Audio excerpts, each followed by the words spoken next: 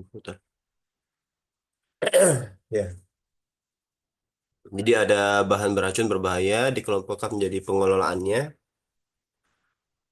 tempat penyimpanan sementara, dan penanganan tumpahan.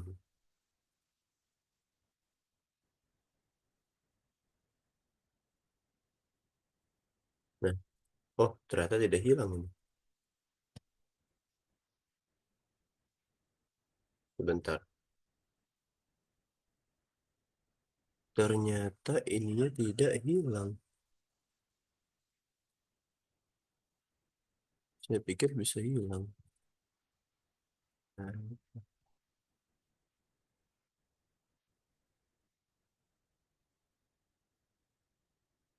iya. Eh,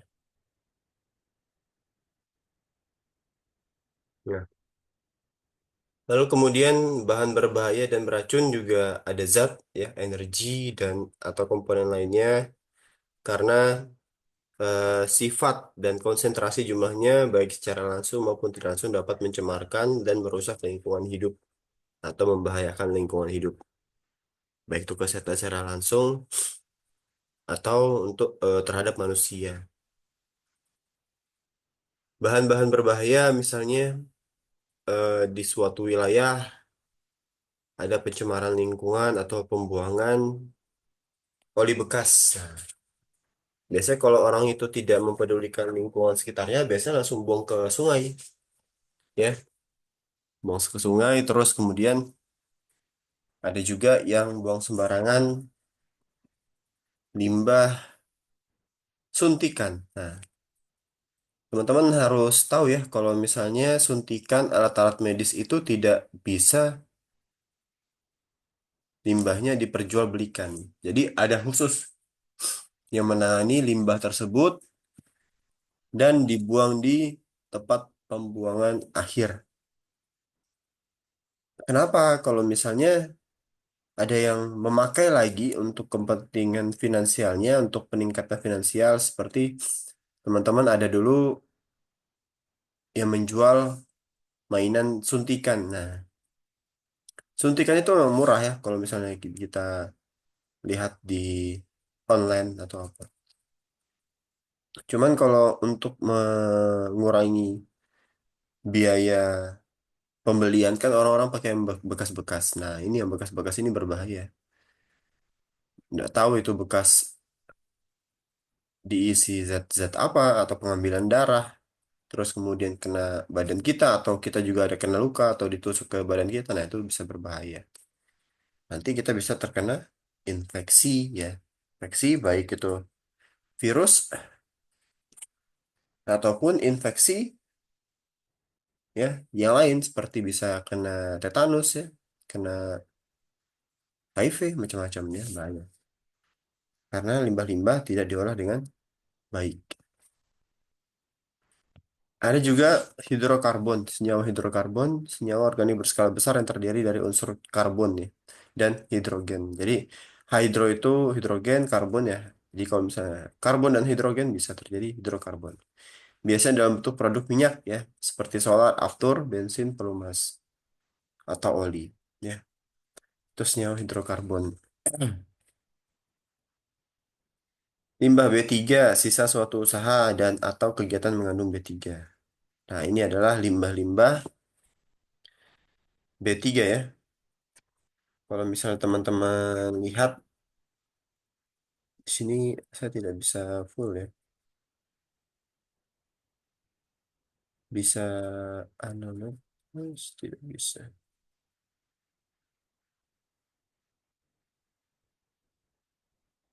Nah, ini teman-teman sering lihat nih ya di suatu em, tempat misalnya bukan pabrik ya. Biasanya pabrik yang biasa buat-buat kayak gini. Pabrik pembangkit atau pabrik diesel, pembangkit listrik tenaga diesel itu pasti menyimpan oli-oli bekas. Tapi kalau teman-teman perhatikan pelumas-pelumas yang biasa di bawah kontainer ya, yang dia tuh isinya oli itu kelihatan jelas tuh. Dia dari luar tuh oli ya, bau cairan itu oli Deplimas. Nah, ini biasanya habis digunakan terus kita pakai lagi untuk menaruh limbah-limbah B3 ya. Terus di sini ada pemisahan juga ya. Penting ya memisahkan suatu limbah, baik itu khususnya limbah cair ya, limbah oli, limbah bahan berbahaya lainnya seperti hidrazin, fosfat ataupun amonia ya yang tidak terpakai itu harus dipindahkan ya. Banyak harus dipisah-pisahin. Ini tugas dari seorang K3. Tapi biasanya kalau ini tugasnya kalau di proyek saya ini orang project control harus membuat SOP ya, standar operasional prosedur untuk pemisahan limbah.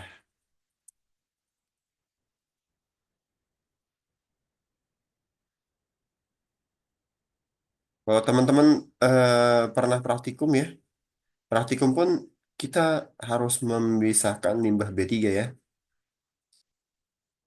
Ada limbah asam, limbah basah, sama limbah organik ya. Limbah basah otomatis pH-nya lebih kecil ya. Tapi kalau lebih di atas 7 ya, sampai 14 limbah basah.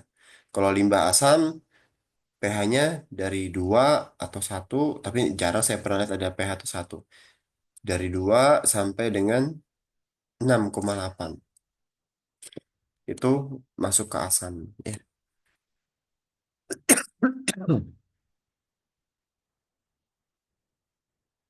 Oh, ini bagus nih ya. Pemisahannya betul. Tapi kalau yang kita lihat yang di bawah ini ya, ini kurang benar ya. Langsung buang sana sini terus kemudian tidak dipisahkan. Nah, permasalahannya orang Indonesia itu memang semuanya maunya cepat ya. Akhirnya apa? Ya sembarangan kayak gini. Ditumpuk aja semuanya, apalagi worker ya, pekerja naban tuh nggak peduli dia sampah-sampahnya. Jadi buang sampah jadi satu, botol cat, botol thinner, botol minyak, pelumas itu semua jadi satu. Harusnya dipisah dulu, dibuang isinya. Kalau mau thinner ya, ya. Terus kemudian ada isi-isi yang lain itu dipisahkan dulu di sini. Ribet memang kalau misalnya untuk misalnya cuman memang kalau kita mau SOP-nya berjalan dengan baik ya harus seperti itu. Dipisahkan wadahnya, ada isinya dari wadahnya, terus kemudian wadahnya dipotong-potong, baru dikumpulin ke tong sampah. Seperti itu. Kenapa harus dipotong-potong? Supaya tidak dipergunakan kembali oleh pemulung atau pengepul sampah. Biasanya dipakai lagi sama orang itu. Nah, itu yang dikurangi atau dihindari. Kalau pagi ini kayaknya emang sepi ya. Yang datang cuman Ariel, Aster, Aven, Ega, Rahmat, Farhan, Robiansyah.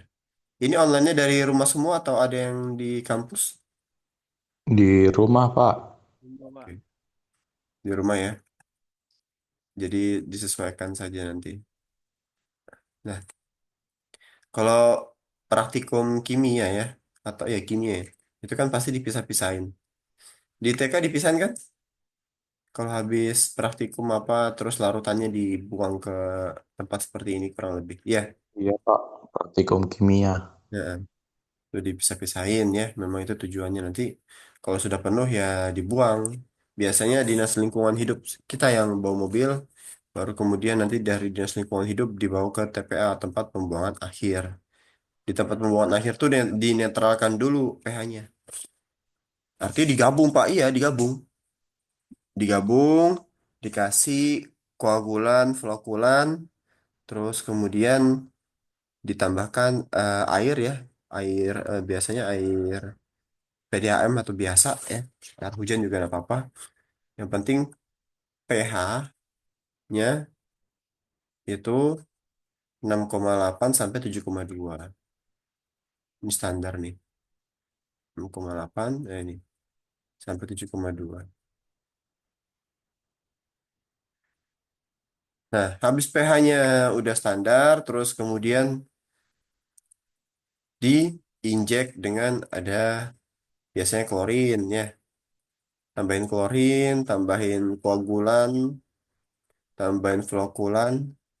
Ini kimikal untuk mendispersi ya teman-teman ya. Karbon-karbon yang ada dalam suatu larutan. Nanti karbonnya itu akan jadi lumpur. Nah, airnya itu yang akan langsung dibuang. Dibuang kemana? Dibuang ke pampit ya, atau tempat pengolahan sementara. Nanti dia meresap ke dalam tanah. Sudah selesai. Gitu. Jadi butuh biaya besar ya untuk pengolahan limbah. Kenapa saya tahu? Saya karena ngerjain ada namanya WWTP ya. WWTP. WWTP itu panjangnya Waste Waste Water Treatment Plant. Sisa hasil dari pembuangan dari coal bunker, dari boiler, dari steam drum itu dibuang di WWTP. Nah, ternyata pas diselidiki, ternyata mereka juga pakai chemical-chemical ini untuk mendispersi karbon yang ada di dalam limbah. Kalau nggak didispersi ya jadi pencemaran lingkungan, harus dihilangkan itu kandungan karbonnya. Karbonnya dari mana, Pak? NaOH ya kan? NaOH atau HCl. Klorinnya kita dispersikan. Natrium hidrogennya, kalau ini tidak masalah ya.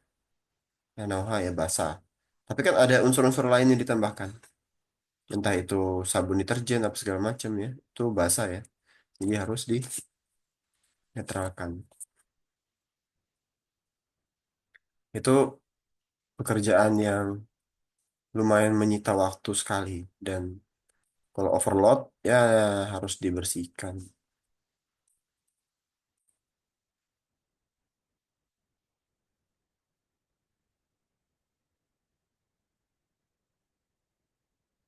Tidak mau. Mau. Dasar hukumnya. Ya. Seorang K3 itu lebih ke pemantauan dasar hukum ya. Jadi peraturan-peraturan betul-betul harus dipahami, SOP betul-betul ditegakkan. Nah, yang antisipasi dan pembuatan prosedur ya orang-orang K3 juga ya. Ini suara Mas kedengaran ya? Halo? Dengar Pak, dengar Pak. Kedengaran, Oke. Pak. Masih, Pak. Nah, jadi ada dasar hukumnya. Dasar hukumnya tetap keputusan Menteri Tenaga Kerja Republik Indonesia, bukan rakyat Indonesia. Nomor Cap 187 garis miring Men garis miring 199 tentang pengendalian bahan kimia berbahaya di tempat kerja. Jadi itu dasarnya ya, teman-teman harus ingat ya. Kalau untuk limbah B3 pengendalian bahan kimia berbahaya itu nomor 187 Men 1999 tentang pengendalian bahan kimia. Baru kemudian Peraturan Pemerintah Republik Indonesia Nomor 101 Tahun 2014 tentang pengelolaan limbah bahan berbahaya dan beracun. Tapi perlu diperhatikan juga, teh, teman-teman. Ini kan yang punya Menteri Tenaga Kerja. Ada lagi kita punya tentang kita punya Kementerian Kesehatan. Kementerian Kesehatan juga buat dan ada nomornya sendiri. Jadi beda kementerian, beda peraturan. Nah, kalau misalnya penanggulangan kita pakai dua dua dasar itu ya. Dari Kementerian Kesehatan sama dari Kementerian Tenaga Kerja gitu. Kenapa kok dari Kementerian Tenaga Kerja juga ada? Karena dia yang melindungi seluruh tenaga kerja yang bekerja di Indonesia baik itu dari luar negeri atau dalam negeri. Yang berlandaskan hukum ya. yang berlandaskan hukum, dan ada BPJS ketenaga kerjaannya. Kalau tidak ada BPJS ketenaga kerjaan, dia tidak bisa dilindungi oleh Kementerian Tenaga Kerja. Seperti itu. Jadi ini terkait lagi ya, sedikit agak di luar materi. Ketika kerja, pastikan kita punya dua perlindungan yang menaungi kita ya. Kerja di mana aja? Mau jadi engineer mekanikal di PAMA, mau jadi engineer mekanikal di KPC, Badak LNG, selama lingkungannya masih di Indonesia, teman-teman minimal harus ada dua ya, BPJS Ketenagakerjaan dan BPJS Kesehatan. Karena dari dua kementerian itu ada dasar-dasar hukum dan perlindungan naungan yang bisa diberikan oleh kementerian tersebut dan ada peraturannya. Jadi seperti itu ya, ada dua dasar ya. Kalau tidak ada perlindungan itu, salah satunya ya harus dipertanyakan kampusnya. Yang tidak ada BPJS ketenagakerjaannya misalnya dosen, itu harus mandiri, harus buat sendiri. Silakan kalau mau daftar BPJS ketenagakerjaan ya daftar sendiri, mandiri. Jadi bayar per bulannya mandiri. Jadi kalau terjadi apa-apa waktu pas dalam bekerja, teman-teman bisa mengklaim ya asuransinya. Jadi asuransi itu bukan hanya BNI Life, Mandiri Life atau Jiwasraya ya, yang dari pemerintah juga harus dipakai ya. Per bulannya juga tidak terlalu tinggi, setahu saya 50 ribuan. Kalau gajinya 10 jutaan ya 50 ribuan ya tidak ada apa-apanya lah ya. Jadi teman-teman harus paham ya, harus kalau bekerja ya peraturan. Apalagi ini K3, jadi banyak-banyak membaca peraturan menteri ya. Ini adalah dasar hukumnya. Sebentar izin.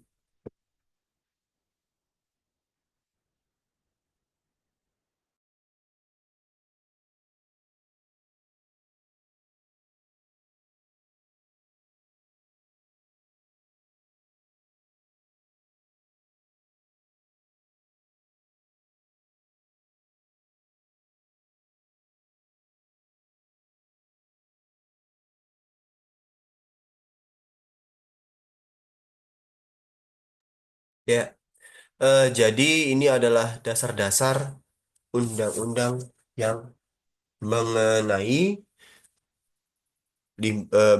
bahan B3 ya, bahan B3 dan pengelolaan limbah.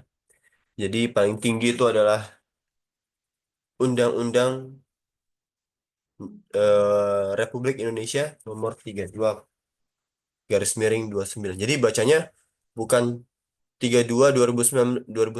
Jadi harus ada eh, deskriptif mengenai garis miringnya.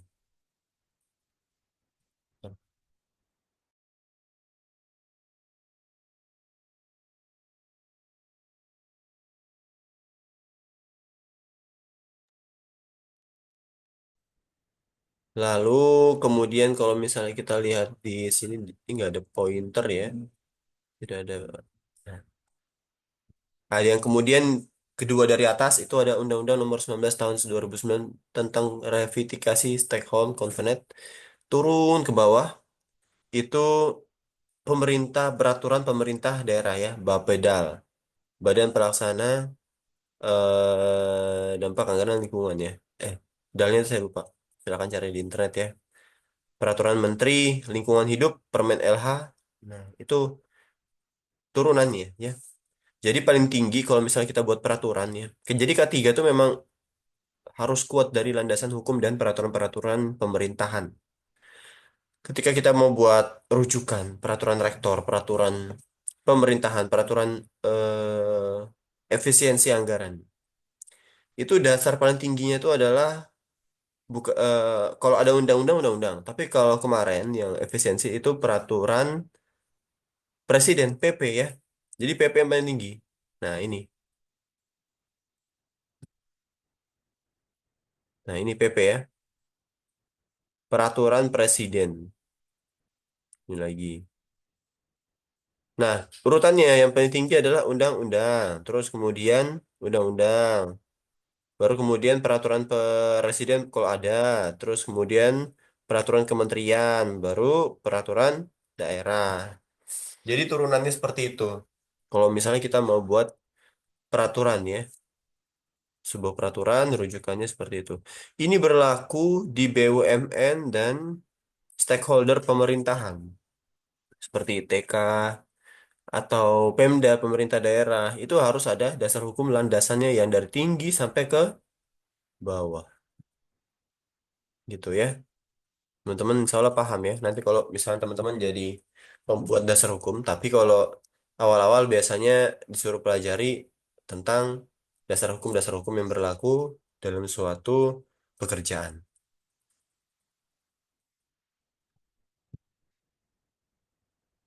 Tuh, kenapa mau belok? Nah ini. Jadi pertanyaannya, bahan kimia apa yang ada di perusahaan Anda, bagaimana cara menyimpannya, digunakan untuk apa saja, dan memiliki MSDS apa tidak? Nah, jadi biasanya di ini harusnya memang harus ada kunjungan ke lab terpadu ya, biar kita bisa memetakan ya, melihat apakah di lab tersebut ada MSDS-nya atau tidak. Karena harus ada tuh di suatu perusahaan, baik itu batu bara segala macam itu harus ada MSDS-nya. Ya. Teman-teman nanti kalau misalnya KP ini udah KP atau baru ngajuin proposal? Belum ya? Nggak kedengaran sorry. Ya. Teman-teman yang belum KP atau akan melakukan KP semester depan ini, bidang yang teman-teman ambil tuh tidak mesti harus tentang maintenance, production, tidak semerta-merta itu. Teman-teman bisa menganalisis dari segi K3-nya. K3 di perusahaan itu sudah diterapkan atau belum? Bagaimana cara pengolahannya? Itu teman-teman bisa buat seperti ini. Oh, penglimbahnya bagaimana nih? Teman-teman bisa buat tabel. Oh, banyak ini aman tidak. Atau penanggulangan resiko kebakaran, penanggulangan resiko cacat pada pekerja. Bisa dianalisis di situ. Ini nih ya, karakteristik B3. Jadi ada bahaya fisik ya. Meledak ya, gas mudah menyala, aerosol mudah menyala, cairan mudah menyala, padatan mudah menyala, bahan atau campuran yang jika kontak dengan air melepaskan gas ya. Jadi bisa ada cairan yang kalau misalnya kena air ya malah terbakar ya. Campuran senyawa, panas, gas, oksidator, cairan oksidator, dan padatan oksidator, gas bertekanan atau korosif pada logam.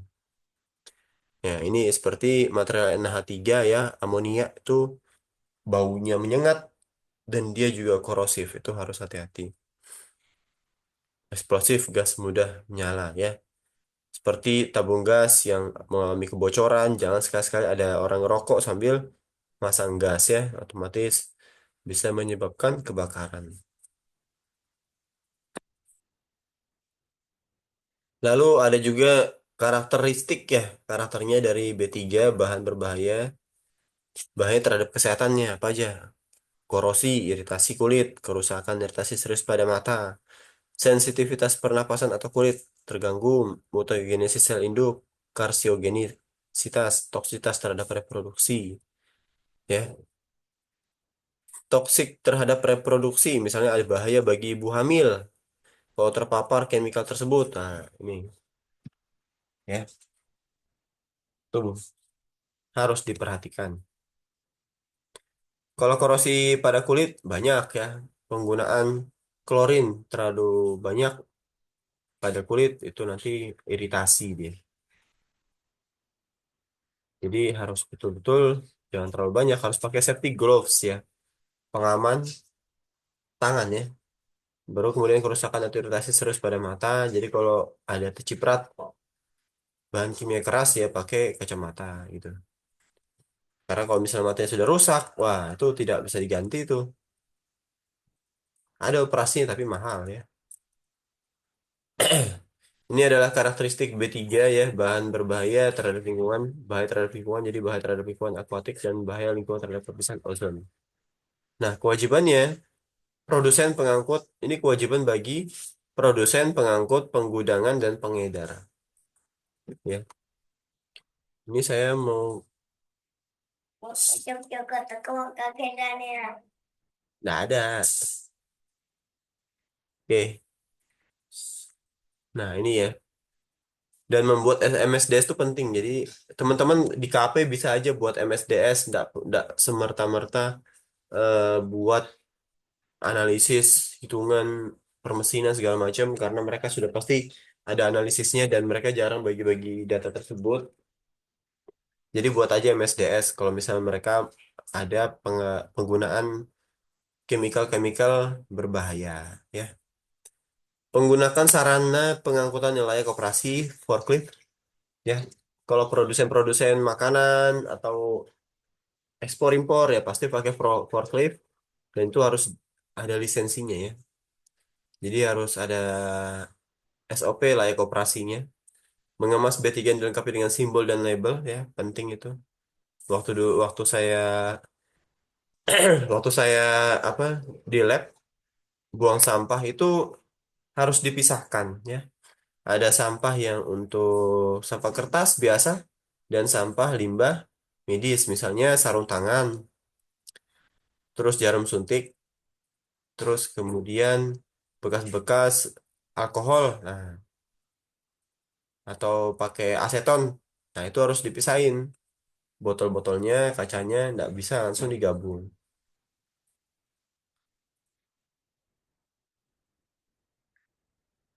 Masih kelihatan slide-nya? Ini di bagian kewajiban produsen pengangkut. Masih? Masih, Pak. Oke. Ya, mungkin sambil tiduran atau apa, bebas ya. Karena ini masih Ramadan, mungkin pagi-pagi. Yang datang cuma 14. Jadi, produsen pengangkut, penggudang, pengedar ya, mengumumkan jika terjadi kecelakaan kepada masyarakat sekitar dalam bahaya masyarakat harus dievakuasi ya. Melapor jika terjadi kecelakaan kepada Pemda dan pemerintah pusat. Kalau ada limbah buangan yang mengontaminasi. Biasanya lapor RT dulu. RT juga bingung kadang-kadang mau lapor kemana. Jadi lapor ke Damkar. Damkar nah, biasanya ke Pemda, baru ke pemerintah pusat. Ya bisa seperti itu ya. Kalau limbah biasanya tumpahan oli ya. Dulu Balikpapan pernah ada tumpahan oli tuh. Yes, bentar.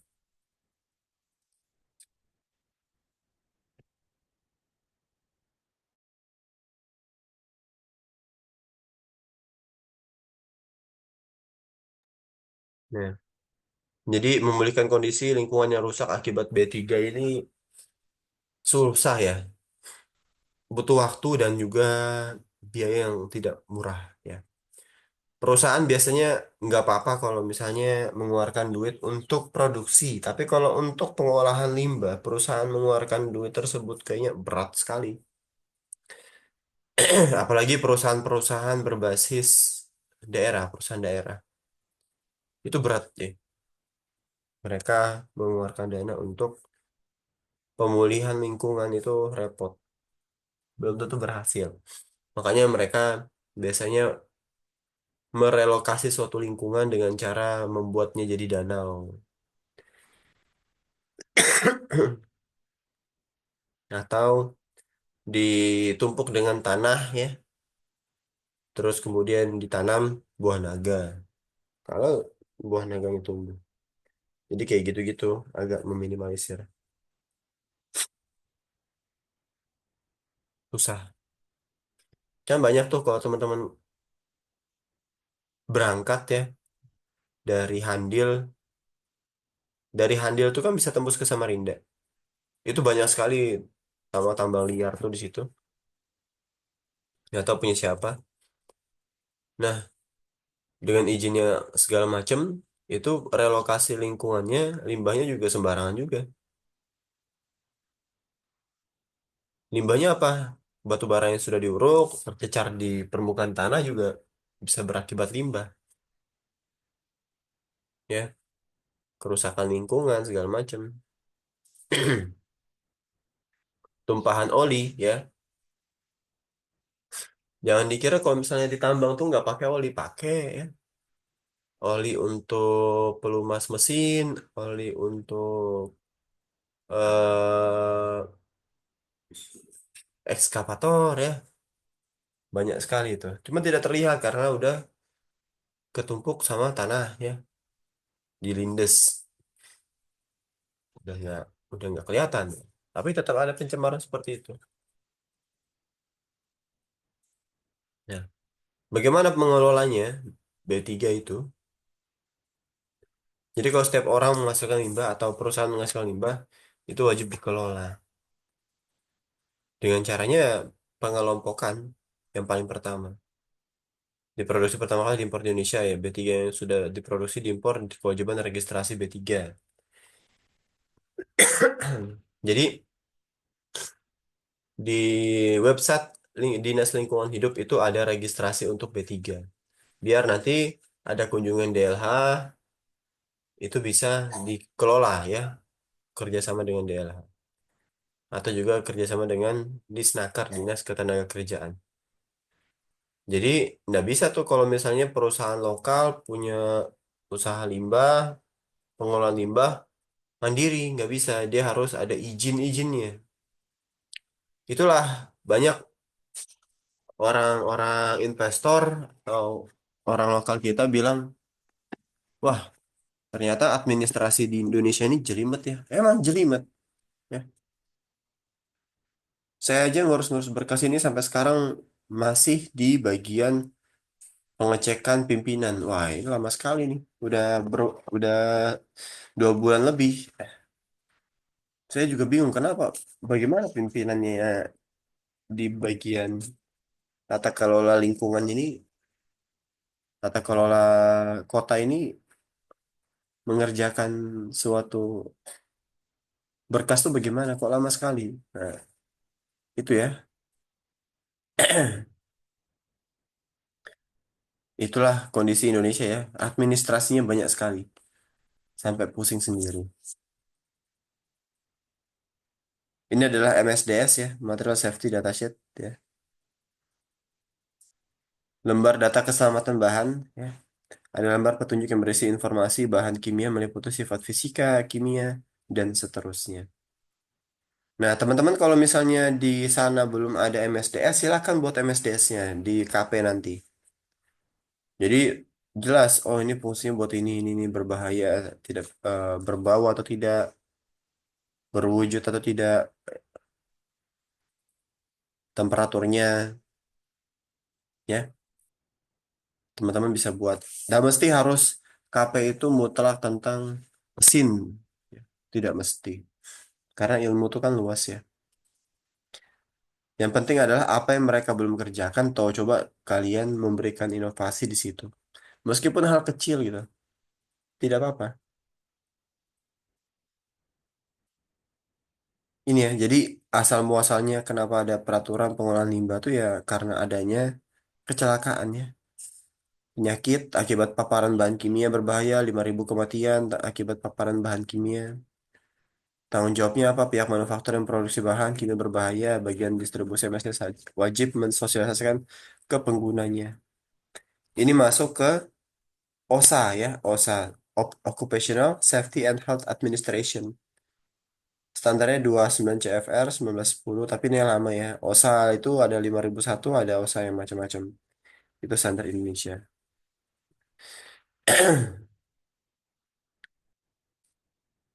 Jadi ya saya ingatkan lagi, orang safety itu bukan serta-merta mengingatkan tentang bahaya kecelakaan kerja dan bagaimana menangani kesehatan buat para pekerja, tapi juga harus paham dan juga mampu mengaplikasikan peraturan-peraturan yang sudah ada di Indonesia Baik peraturan itu dari Menteri Kesehatan, Menteri Ketenagakerjaan, ataupun peraturan internasional.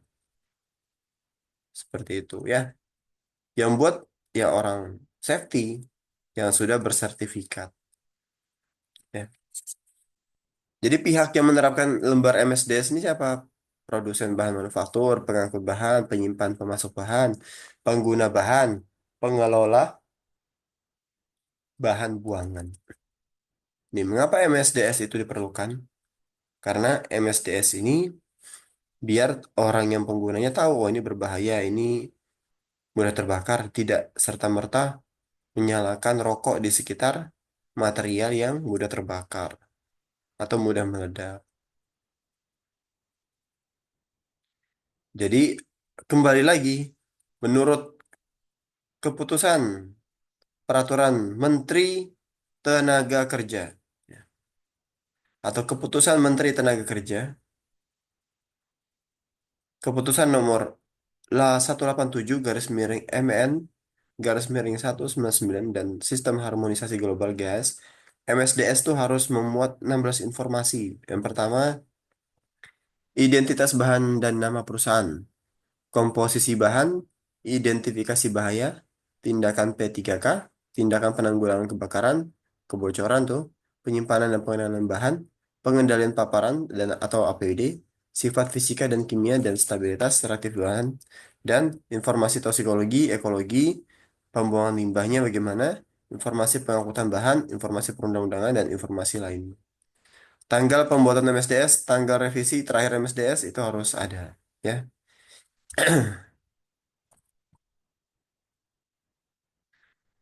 Nah, sebenarnya saya mau mengajari teman-teman membuat MSDS, cuma nanti kita atur lagi ya pertemuan berikutnya bagusnya kayak gimana, di hari apa. Kalau di hari Selasa penuh semua, teman-teman. Jadwalnya ada yang ke kampus, ada yang kelas hari Selasa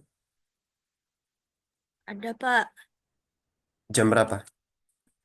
Di sesi 1 dan 3, Pak.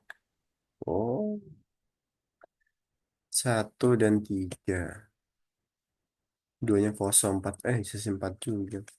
Kamisnya juga nggak bisa ya. Kamis cuma sesi 4 ya. 1, 2, 3-nya nggak ada. 1, 2, 3-nya rata-rata ada kelas.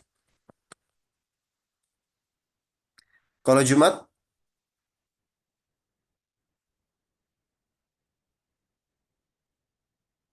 ada yang kelas nggak sesi 2?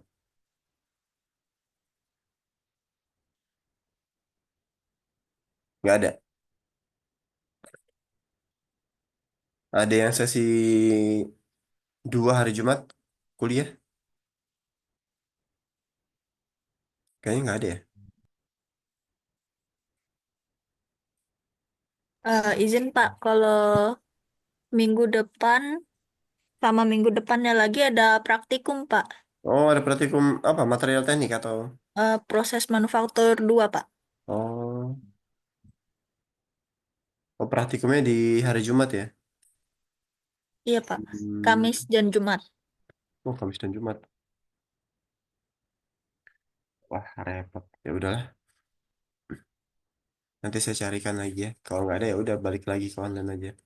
Nanti kalau sudah selesai puasa, nah baru balik ke sesi 4. Ini adalah MSDS ya, lanjut ya. Pasal 10 tentang Peraturan Menteri. Jadi permen itu Peraturan Menteri Perindustrian RI nomor 87 MIN per garis miring 9 garis miring 2009. Penulisan MSDS wajib menggunakan bahasa Indonesia.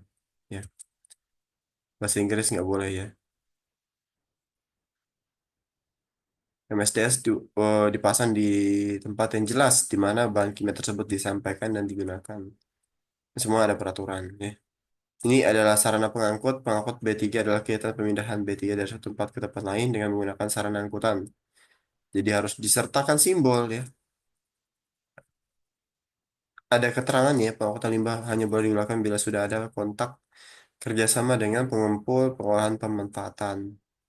Jadi ada Peraturan Menteri Lingkungan Hidup 18 2009 dan ada yang pasal 4 ayat 2, ada juga Peraturan Pemerintah 1994 pasal 15.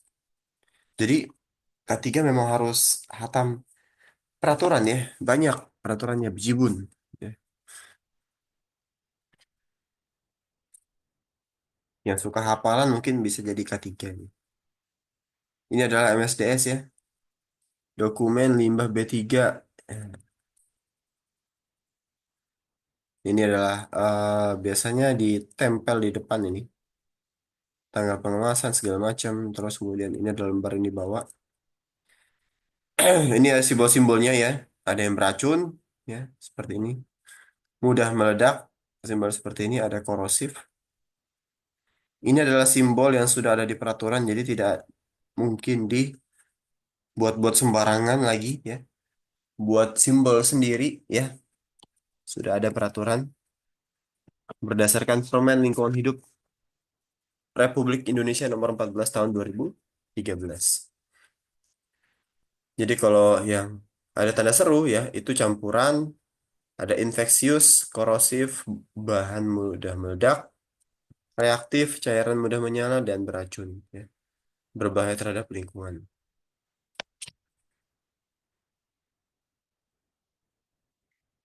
Jadi teman-teman minimal harus tahu bahan-bahan berbahayanya itu simbol-simbolnya apa saja. Dan ini biasanya ditemukan di belakang mobil pengantar SPBU ya. Nah ini ada juga NFPA ya, National Fire Protection Association. 343 oksid cor asid ya, HCl tuh. Kalau misalnya ada W ini, kayak tungsten simbolnya. Jangan disiram dengan air artinya. Kalau simbol seperti ini ya radioaktif, ya berbahaya. Tambahan keterangan seperti dan seterusnya ini.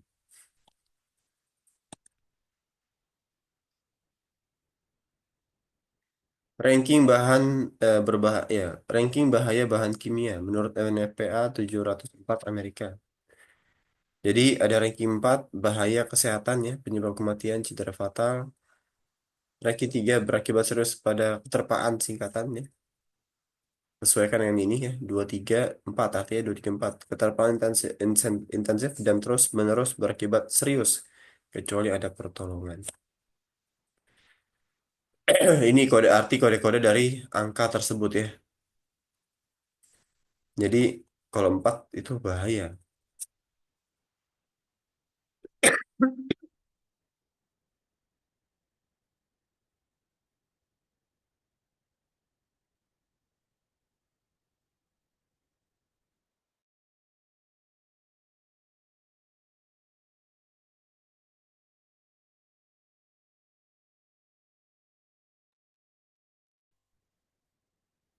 Ini adalah tanggap darurat menurut pasal 1 Peraturan Pemerintah 101 garis miring 2014. Tanggap daruratnya itu juga harus disiapkan untuk P3 ya. Nah, apa contoh tanggap daruratnya? Ini adalah ada APAR ya. Jadi APAR ini digunakan untuk bila ada terjadi kebakaran ya. Di mana-mana pom bensin pasti ada APAR. Masalahnya APARnya expire atau tidak, itu ada masanya ya. Dan penempatannya harus sesuai dengan standar 125 cm dari permukaan lantai ya. Tidak boleh terlalu tinggi juga.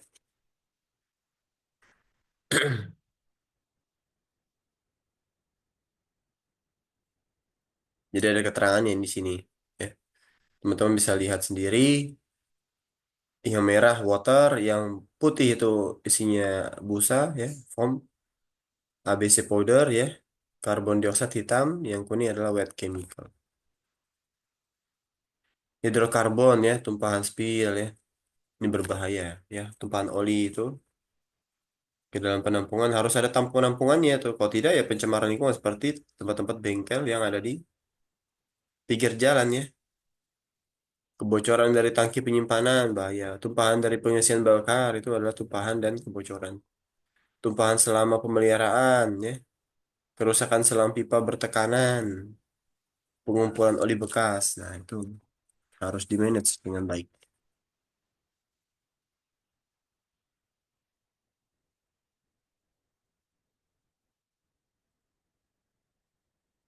Ini sumbernya Petrosi ya. Ada yang orang tuanya kerja di Petrosi? ya. Itu pasti tahu ya apa sih ada limbah segala macam. Itu harus di manage dengan baik. Tanah menjadi kedap dan tak dapat dilalui oleh air ya. Kalau tanahnya tertumpah oli ya susah air. Air kan sama oli nggak bisa nyatu bos. Nah itu nggak bisa dia. Organisme matinya organisme pengurai nggak ada rumput tumbuh ya. Ini biasa terjadi nih, apalagi di wilayah-wilayah tambang ya. Nggak akan ada tumbuh tanaman karena tumpahan oli di sini semua. Banyak tuh. Jangka pendek tanamannya mati, tanah menjadi kritis dan tidak dapat ditumbuhi tanamannya. Banyak ini. Yang hitam-hitam ini bukan batu bara ya. Ini tumpahan oli biasanya dari mobil-mobil yang berlalu lalang. Ini ya, nah, liter 1 liter minyak tuh bisa adanya di atas dia 1.000 liter air bersih ya. Tidak dapat dimanfaatkan kalau misalnya ketutupan sama minyak kayak gini. Pencemaran langsung dia. Nggak bisa dipakai untuk MCK, mandi, cuci, kakus. Nggak bisa juga dipakai untuk konsumsi. Karena kalau difilter oli ya lengket ya di karbon. Lengket, airnya bau oli, tercemar. Nggak bisa dibohongi tuh kalau air tuh udah tercampur sama oli tuh. Maksudnya dipakai buat makan itu udah bau itu. Jadi harus hati-hati ya, pencemaran lingkungan. Ini adalah pengolahan tumpahan, tetap harus pakai ini ya, sarung tangan, pengaman, ya minimal sarung tangan sama masker ya, sama safety boots ya. Safety bootsnya tuh pakai yang sampai lutut ya, ininya pinggiran atasannya tuh di atas mata kaki lah. Karena kan mau mengelola cairan ya harus full cover di safety bootsnya. Hmm. Ini pengolahan tumpahan ya, itu banyak aplikasinya kayak misalnya kain penyerap ya. Kalau misalnya nggak ada ya pakai ini. Eh, kalau oli itu biasanya kalau teman-teman ada Softex ya, itu pakai itu bisa menyerap oli itu. Kalau tisu bisa ya, tisu. Karena memang kalau ya mohon maaf ya, Softex itu kalau misalnya kita mau bersihin apa sesuatu itu bisa pakai itu. Daripada kita pakai kain majun ya, nanti nempel-nempel di mesin, nah kita pakai Softex. Bersihnya lebih bersih dia gitu. Jadi gunakan barang-barang sesuai fungsinya. Prinsip kerjanya dipelajari, oh pakai ini nih pasti lebih menyerap. Nah, itu pinter.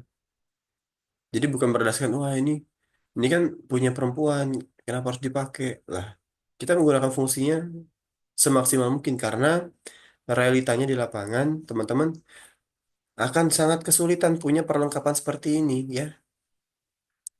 Ini sorben boom ini mahal ya, nggak murah.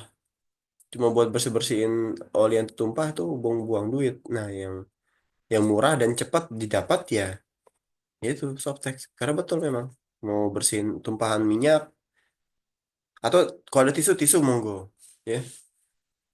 Tapi kalau untuk yang agak banyak nah itu silakan pakai Softex gitu ya. Nah, ini pengolahan tumpahan ya. Peralatan penanggulangan tumpahan. Kayak majun lap ini wah banyak sekali limbahnya nih. Serbuk gergaji ya pasir, spill kit ya. Harus dipisahin. Kalau volumenya kecil ya tumpahannya gabungin aja, tapi kalau volumenya besar ya harus dipisah. Prinsip dasar tanggap darurat itu adalah kontaminasi, penyerapan, asap yang tercecer, reclaim, memulihkan sesuatu, discard, membuang lumpur tanah yang terkontaminasi dengan minyak oil hasil pembersihan. Ini adalah CRD ya. Contain, absorb, reclaim, sama discard. Ini tempat penyimpanan sementara ya. Silakan taruh di bak ya, tangki-tangki yang bisa dipakai.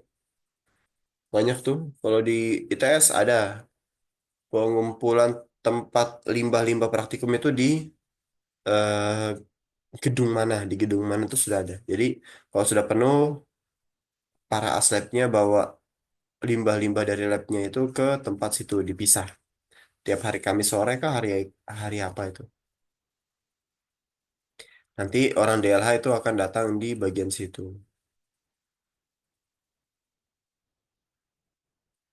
Ya, jadi harus peka ya. Penyimpanan limbah itu penting sekali. Kalau tidak ya teman-teman akan kena sanksi. Ya, apalagi khususnya orang safety ya. Lokasi penyimpanan limbah B3 bebas banjir ya. Kalau tempatnya sering banjir ya, kayak kayak kemarin Balikpapan. Ada yang rumahnya kebanjiran sini? Nggak ada, aman aman aman aja ya. 15 orang. 15 lagi, 16 orang lagi nggak tahu kemana. Nah, itu kalau banjir seperti kemarin ya susah. Tumpahan oli pasti nyatu. Terus kemudian ada barang-barang, botol-botol yang isinya air keras lah, pembersih lantai itu nyampur jadi satu di banjir. Ya jadi susah. Jadi pastikan daerah tersebut bebas banjir emang. Lokasi penyimpanan limbah B3 harus dapat direkayasa dengan teknologi ya untuk membuat perlindungan.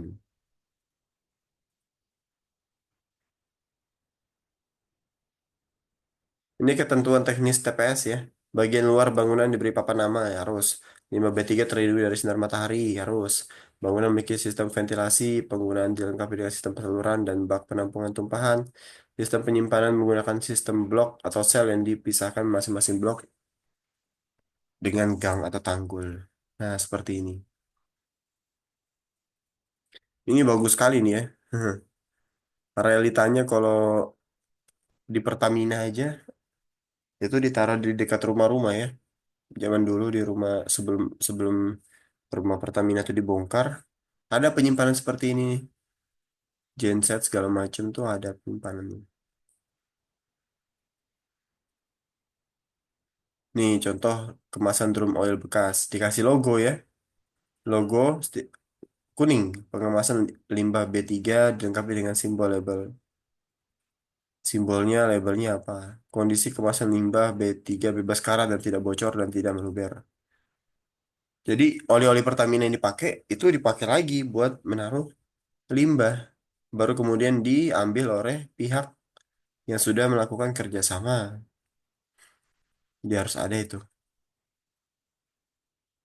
Itu dipisahkan. Tempat penyimpanan sementara. Nah ini gudang tuh seperti ini ya teman-teman. Kalau ada yang punya usaha gudang mungkin tahu ya. Tumpukan limbah B3, kemasan limbah B3. Kalau misalnya di lingkungannya masih ada toke, tikus, nggak masalah. Yang penting limbahnya tidak mencemari lingkungan dan tidak berbau dan udah ditutup ya. Memiliki saluran bak ya. Harus ada gotnya di sini. Kalau ada ketumpahan. Kebersihan, housekeepingnya harus terjaga. Cor-coran tidak ada tumpahan minyak. Penyimpanan sistem block cell. Jadi ada garis-garis kuning pemisahnya. Tumpukan limbah tidak boleh lebih tinggi ya. Maksimal 3 lapis. Ini 2 lapis cukup ya. Kemasan limbah B3 diberi alas atau plat. Betul, di alasi kayu nih.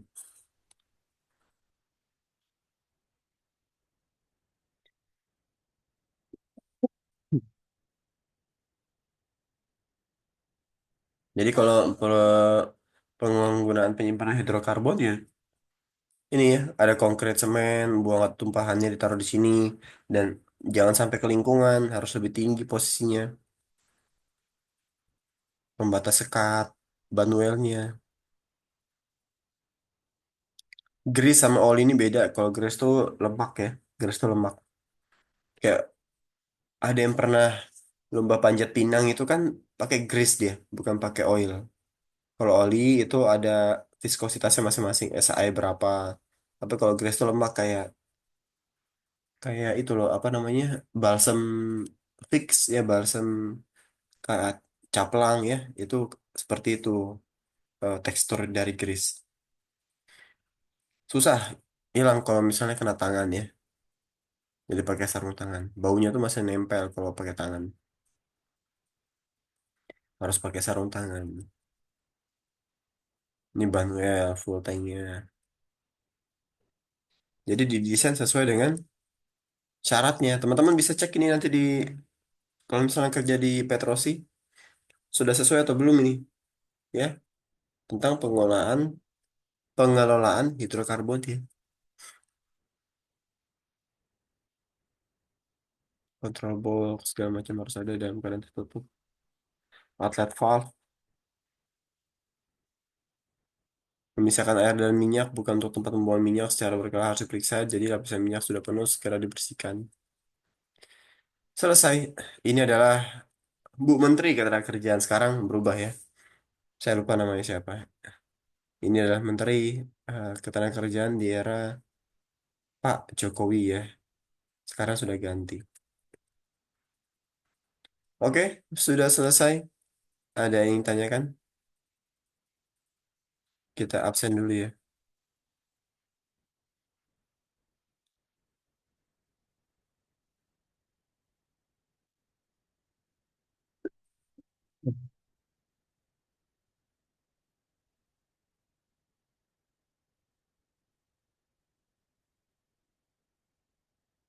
Thursday harusnya tanggal 6 kemarin.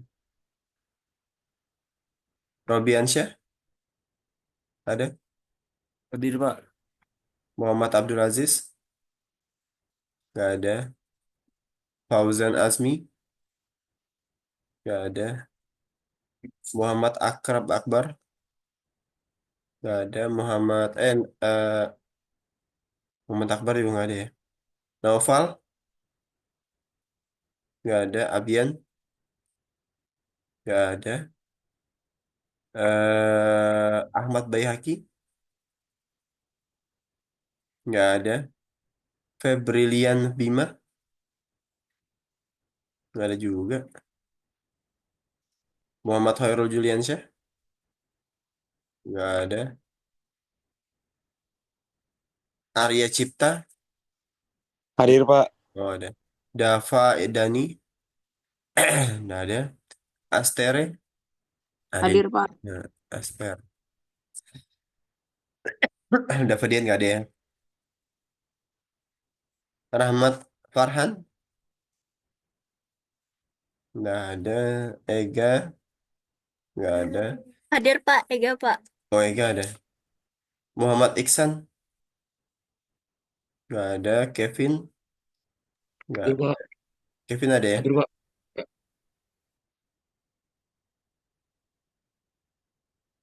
Saya share screen dulu dong ini ya. Sebentar.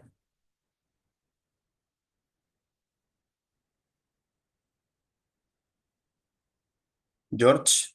Juan? Nggak ada. Ageng? Nggak ada. Ageng? Nggak ada ya? Ada suaranya.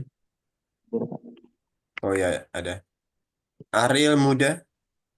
Hadir, Pak. Jamal? Nggak ada. Arya Pemungkas? Hadir, Pak. Donan? Nggak ada. Lindra? Hadir, Pak. Oke. Muhammad Renaldi? Hadir, Pak. Fakri? Atau ada? Nggak ada. Aven? Oh, Renaldi ada. Aven? Nggak ada. Ersamada? Nggak ada. Dio? Hadir, Pak. Muhammad Yoga? Nggak ada. Riswandi? Nggak ada. Oke. Rizwan, Oh, ada. ya, Pak. Tuh 2, 3, 4, 5, 6, 7, 8, 9, 10, 11, 12. 13. Oh, 13 orang aja yang datang ya. Ada 13 orang. Oh, ada 2 yang belum ke absen ya. Siapa ya?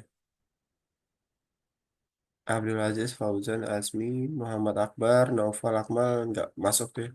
Abian, Ahmad Bayhaki, orangnya nggak ada nih ya. Saya lihat partisipan.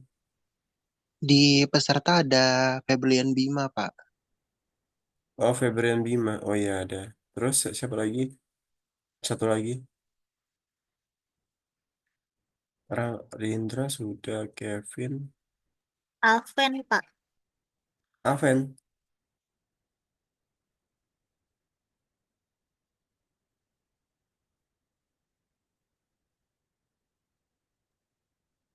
Itu Pak, Rahmat Farsan Hussein. Oh, oh ini ya. Rahmat Farhan Hussein. Oke, udah ya. Oke, Aven, terima. Pak. Oh, siapa? Aven, Pak. Di partisipan ada, Pak. Aven, udah. Aven. Di paling bawah tadi, Pak. Oh, Aven ada.